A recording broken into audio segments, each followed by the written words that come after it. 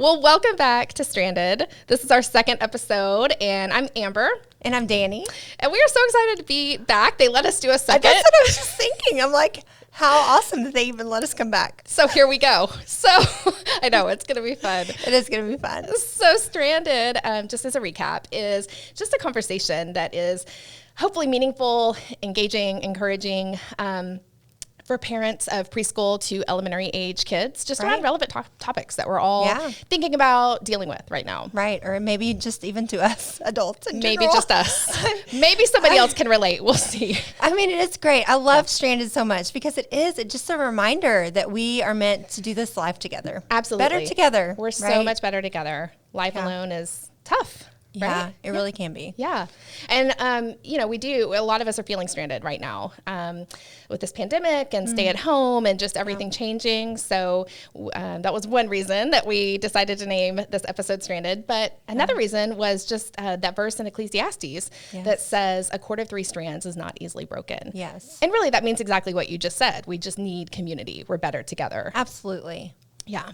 Well, Danny, I just was wondering how your week has gone, if you have any, I don't know, funny stories or any, I don't know. I feel like my whole life is really sort of a comedy, but I think you were telling me a funny story or you were about to. So I'm really dying to hear. You want to hear this story? I really do. All right. Well, maybe this will give people a little peek behind the curtain around. We can get to know you a little better. Yes.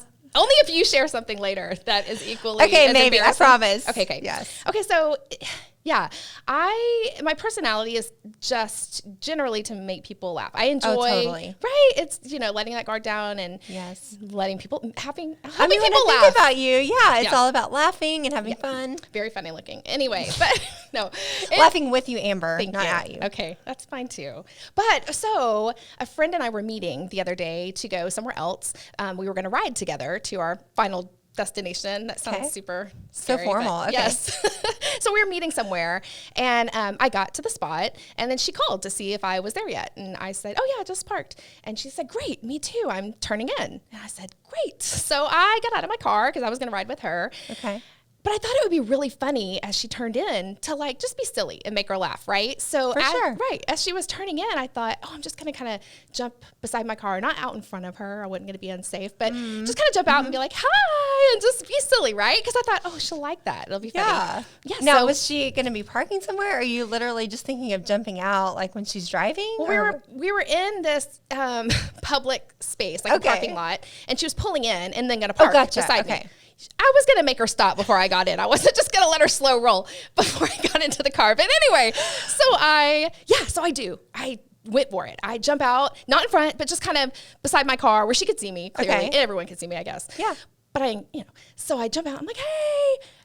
And then I look at the car a little closer and realize that's not the make or the color of car that she drives at all. It wasn't even the right car or color of car. She was driving a different car in, so I was expecting her in the normal color. But yeah, wait, what was her normal color of car? Red.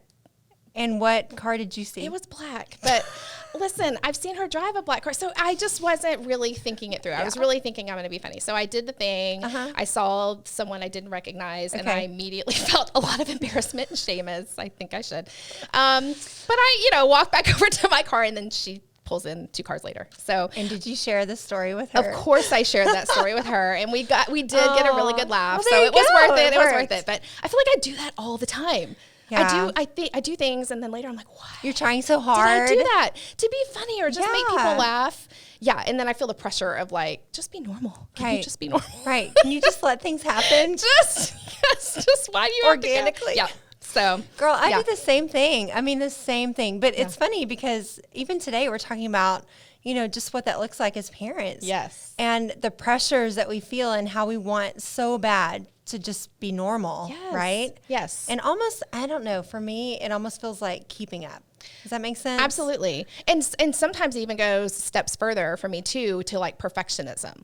Not just to be normal, but not mess up, right? Right. Which messing up is human. So I don't know why we can't give ourselves that. Yeah, it's totally true. I mean, even, so my son, we're at home doing school, but it's been a few weeks now, right? And it's just been a few weeks of kind of misery with him because I didn't realize that he needed something different, and I was trying to pressure him to do what I thought. I thought, we're going to get up, we're going to start at this time, and we're going to get this amount of work done. I'm taking notes. Okay. And you're going to have a smile on your face. Yes. And call me the most awesome mom in the world. But that was not happening. It was total tears. But I realized he just wasn't ready. Like, that's not how he rolls. He needs to be, we were doing 5 minutes of spelling.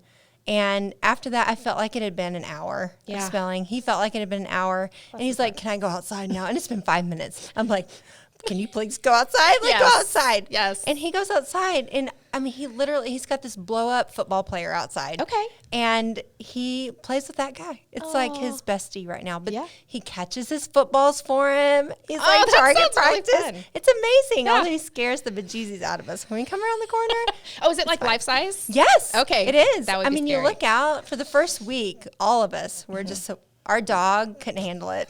We're like, thought there was someone in the yard. Get him out of here. We're like, he needs CBD oil or something because our dog is flipping out. But all that to say, my son just needed to get it out of him. That energy. I was trying so hard because I knew of others that had these schedules and routines, and they were getting so much done by like 9 a.m. Yes. And that's not, it's your son. It wasn't him. He needs to let out energy, it sounds like, before and then is he able, after he does run around outside, is he able to kind of calm down a little bit and focus better? Yeah, and then I find that he wants to sit with me, and he wants to read, and he wants to do his things. Awesome. And it's kind of our time. He didn't want me at the first of the day, you know? Yeah. He wanted something else. He wanted to let his energy out. So, I mean, kind of like that. Like, what are expectations right now? What are parents feeling right now? What are some of the things that make us feel like we're less than? Absolutely. Yeah, I think that's what we're going to be talking about is just the pressures that parents are feeling right now in so many arenas, right? Whether it's schooling your kid at home, because we're all kind of in that place right now, you know, or, man, there's a lot that has changed over just all the rules around social interaction too, right? Like having, you know, play dates and seeing people are super important, and our kids need that, we need that, but everyone has different rules, right? Or different guidelines or things that thoughts on that. For sure. Right? Mask, you know, inside, outside, all the things. Well, like you said, you like to be funny, so do I. And sometimes being funny right now is not okay. Yes. You know, you can't be funny about all of the things because you just don't know what everyone's dealing with. Yes. I know a couple of friends have, you know, parents living with them right now. They're trying to be super careful with that. Absolutely. Well, then, you know, their children are trying to figure out what does their normal look like. They're not at school, but they're still doing schoolwork, and now they have grandma or grandpa living with them. Absolutely. And so then they really can't hang out with friends. Right. A lot has changed over the past few months. And, So you know, even aside from the pandemic and the stay at home and all of that going on, I think just as parents, right, we just feel pressure to get things right and to do a good job. And we need to remind each other, right, that we're all in it and we're all, none of us have it figured out. But to your point earlier, I think you mentioned, like, it feels like everyone else is doing it better, right? They're parenting better or their relationships are better. Well, it's kind of like what they talk about with the Facebook highlight reel, you know? Yes. That's sort of what we feel. Yes. We see all these amazing things and what they're doing, what their kids are doing, and all the accolades. And we're like, I am totally jacking my kid up. Right. Like, they're never going to graduate. They won't get a job. I know. All the things. All the things. We're measuring our, you know, struggles against someone else's best, right? Or what they're good at.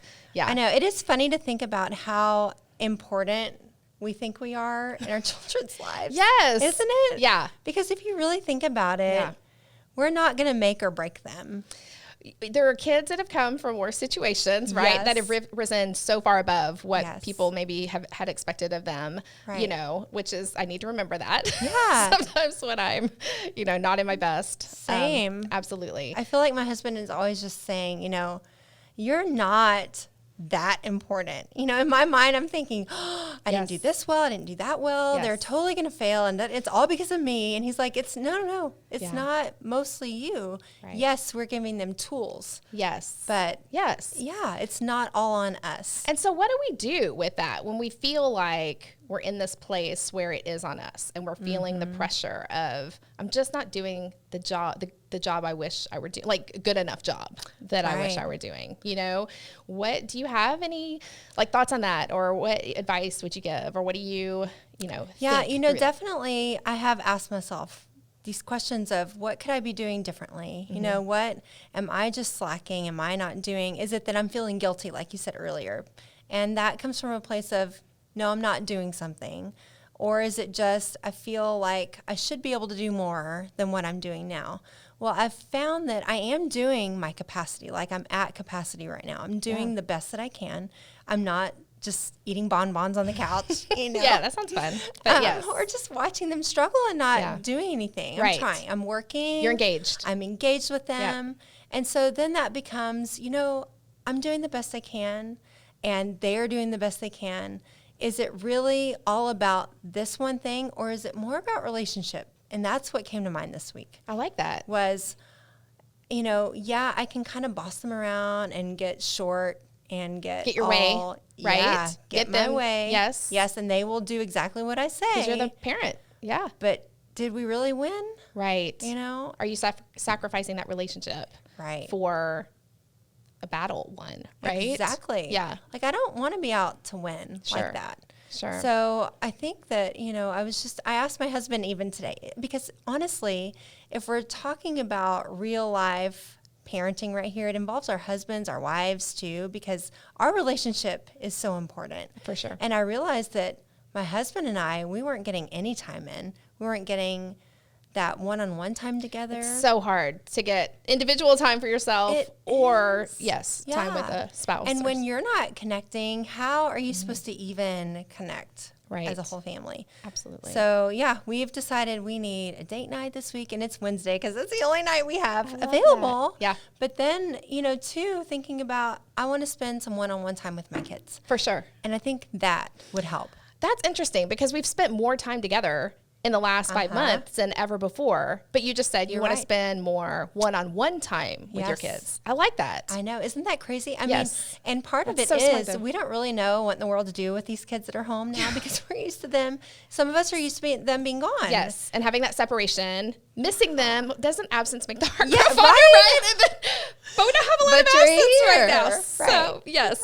Yeah. So they're all the new things, like all the eating and all the talking and incessant talking sometimes. And then there's the sibling rivalries and all that. But honestly, but the one-on-one time, we're not getting one-on-one time. Yes. I like that. So what are your thoughts on that, or what are your plans to change that? Yeah. So my plan is, and here we kind of did it just with my son. He was just wigging out, to be honest. He was crying. He was like, can we get rid of the sisters? He is the youngest of 3 sisters. And he's just, he is so done. Like, there comes a time when he's like, I can't hear any more words, any more maybe excitement or tears, or can we just do something physical maybe? I don't know. Can we go? Yeah. Get out of the house a little bit. He just wants to tackle somebody, and they are not all about that. No.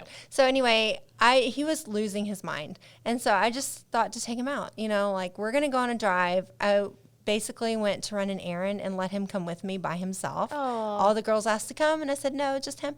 It was magical. We got back, and he was a different kid. Wow. And I did nothing. Aww. We were just together, and we were talking and laughing together. I bought him a little treat, and it was amazing. He just felt special. He had your attention just solely, just for an outing that you had to do anyway. So it really wasn't extra time that you carved out necessarily. Nope. You just needed to do something and brought him along. Yeah. I like that a lot, because I know it is hard to carve time out for other things right now. Right. But how can we integrate that one-on-one time with our kids in ways that is natural? And that's good. So I don't know, for some it might look like an actual date, going to do something that you don't normally do. Yeah. Or sometimes just running an errand. Yeah. Or just sneaking out and grabbing.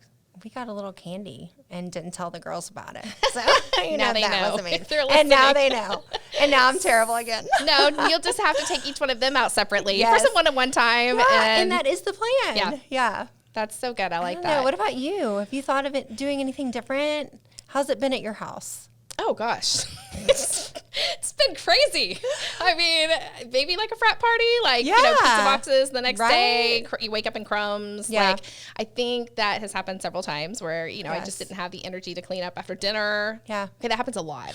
Listen, literally, it's a hard deal in our house to clean up after dinner. We wake up the next morning and it's like, too much energy. Yeah. And we're just going to get it messy again. So, no, we got home one day and honestly, my first thought was someone has ransacked the house. Yeah. Like someone has literally broken in and ransacked our house. Looks like but what no, is missing. Turns out it was us. Yeah. Because we just couldn't. But yeah, I feel you. So you didn't have the energy. You don't have the energy sometimes to clean up. No. You wake up to a frat party. Yes, that's what it feels like. But, I have 3 teenagers and they've handled it really well. When the whole thing started 5 months ago, I thought, this is not, how are we going to do this? Except that we only found out in 2-week increments, I found out, right? Like it was like, oh, this is going to last for 2 weeks. And so we'd tell our kids that. And then after 2 weeks, they're like, okay, are we done yet? Oh, no, it's going to be another 2 weeks, right? Because we just didn't know. So maybe that was on purpose. I'm so thankful for that because I don't think they would have been able to last emotionally because there's a lot of emotional toll on, staying home and all of that. Not being social. They're very social people too. So it's hard. I think back to the pressure, feeling the pressure and pressure with our kids and getting that right. I think something that, I've learned or I'm learning to do, I'm not great at it, is just having conversations with them when I don't know, right? Mm-hmm. And not being afraid to let them know that I don't have that answer. I don't know, but you know what? Let's figure that out together, or I'll figure that out and come back to you. And try to answer that in a better way. I think just giving ourselves that space to not know something is super helpful. So I've kind of tried to do that, whether it's them asking how long quarantine is going to last, or I don't know, but I'll keep you in the loop. I'll keep talking to you and, letting you know what I learn, what I hear. I totally agree with you on that. Mm-hmm. I mean, I do feel it's important to be honest with our kids, to a certain extent, obviously, depending on age. But this is how they learn also. If we think about how we're thrown into things and we're having to be aware and having to deal, they also are learning. Think back to even historical events like the Great Depression. Right. I mean, some things you just can't hide. Yeah. And it would be non-beneficial, just so not beneficial to them to hide from them all the things. Right. So, just letting them know, today Mommy's struggling. Yeah. I'm really tired. Yeah. Or, I think I've cried in front of my kids a few times. Just, like I'm exhausted or I don't feel like I'm doing this well. Yes. And it's okay for them to see that even when they become adults, they don't have to be perfect. Yeah. And what about that pressure that we put on ourselves, like as moms, maybe dads too, that are, typically doing the housework or the jobs of keeping the house running, right? Mm-hmm. Maybe also with a job as well, but with or without, working. But that pressure of, okay, I used to be able to do all these things. I used to be able to keep the house clean. I used to be able to cook, dinner every single night, and it was never an issue. I mean, that was not me, but I know of parents that they were in a good routine and that was there. And now it's just so much harder, right? Because we're there all the time. So, I had a point with that. Well, so we have struggled with that. My husband is very organized and he's neat. Yeah. I'm creative, right? Yes. I mean, creative director. Same. That's what I was hired to do. Yes. So I'm messy. Yes. Sometimes our ideas get spread out all over the place. All over. Yep. And so it's just what we've had to learn, and with having kids home all day, is it's not going to be clean all day, every second. Right. And that is way too stressful. Absolutely. And being able to ask for help, right? Yes. To be able to, it's not weakness, as a mom or as a parent, to say, I can't keep the house as clean as, it was before, maybe. I need your help, kids. I need your help, husband, right? Or wife. Could you, and maybe just giving them a couple ideas of things that would be helpful, and asking. But sometimes it's so hard to even ask for that help, because we think it makes us weak or we're not measuring up, when in reality, we're a family, right? And we need each other and to rely on each other. And it's okay to ask for help. Yes. Again, we need each other. Yeah. We're not meant to do this life alone, even. I think that's when I started reading the Little House series. I'm like, okay, check it out. Listen to how they used to live and what they did all day. With the kids, they worked from sun up to sundown. Yeah. They were sewing and getting the water. So, but honestly, we just have to let that go. When we're doing school, we know it's going to be a mess. Yeah. And it's going to be a frat party. Yeah. And, it's all good. Yes. But when we're done, we set the timer and we just start cleaning. It's like that. Mad cleanup. Yeah. And then we're not so stressed out about it. And, even preschoolers can help. And elementary age kids for sure can help clean up. Right. Setting a timer is a great way to give it an end and a beginning and an end time, so that they're not just like, this is taking forever. So there's a lot you can do in 5 minutes or 10 minutes and making it fun, right? Mm-hmm. Like setting a timer and yelling go and maybe putting on some music. You can dance to it or just run and like mad sweep. Who could do, whatever the fastest. Exactly. Pick up all the dishes or all the clothes on the floor or whatever. I mean, I love listening to my girls. They give my son so many things. They're like, okay, Nash, see how many things you can pick up. Can you get 20 things in 1 minute? And he loves it. It's a game. Yes. Totally. And he's totally competitive. So it's perfect. Just making it fun. Absolutely. And again, fun equals caring, right? Yeah. The kids feel cared for. Right. If something is made fun. And also, exactly. But also they feel part of something bigger, right? Which is what we all need. We all, just they feel part of the family even more when they have a role and a responsibility. Yes. My mom was awesome and great and did everything for us, but there were times when I felt like I wasn't even able to do, I don't know how to clean the house. I don't know how to cook and things like that. And I think that's carried into adulthood for me too sometimes. But, and I appreciated it when I was young that she would, clean my room and that do was the things. It was so experience. Nice, right? Okay, so maybe it's not us being creative. I'm kidding, Mom. I love you. Yeah, so parents actually, it is all on your shoulders, and you can totally jack your kids up. What are we saying here? I don't know. Now are we fired? I don't know. Yeah, probably. That's why we need 3 strands. Yes. I love it so much.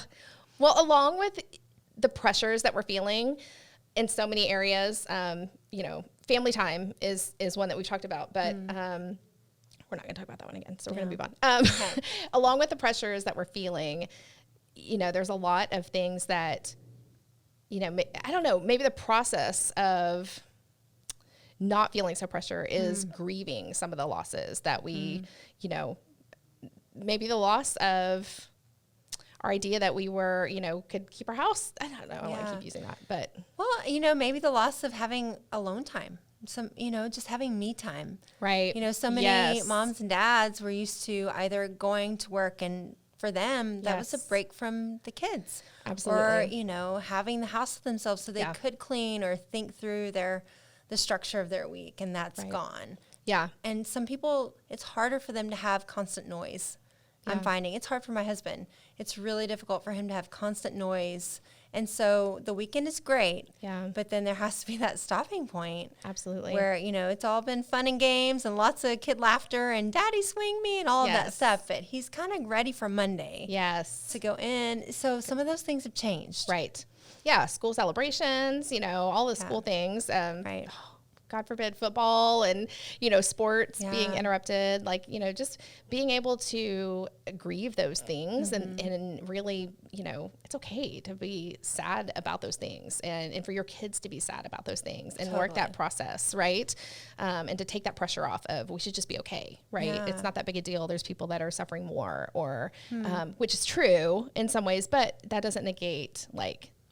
The loss that we've had around certain things, not being able to travel and see family this summer and to keep them safe. And, but just I think that's a part for me of, helping with the pressure is just being able to grieve kind of the loss. It's so important. I mean, I think that's one of the stages of recovery anyway, if you are going through some kind of loss. Is allowing yourself to grieve. So that's so important. Absolutely. I do know a little girl who decided, she had heard that, through hard circumstances, sometimes there are beautiful things that come out of it. Right. And she decided that she wanted to journal through this whole COVID thing. Oh, cool. So that she could sort of see how she felt at the beginning and the middle, and whenever this thing ends, just what maybe came out that was really great or how she improved. And I thought that is so, and she's not very old. Wow. I think she's about 10. That's impressive. And I was like, Wow, good for her. You. Yes. You know, what a sweet thought. Absolutely. Sweet idea. And to be able to look back and go, oh, wow, okay, maybe I didn't see that I had grown in the moment, but now reading back, wow, look at what I discovered about myself. Right. Which I feel is the same for us, totally. Yes. Now, we homeschool, so it's different for us. We're already kind of in a rhythm. Yeah. But when we first started, it was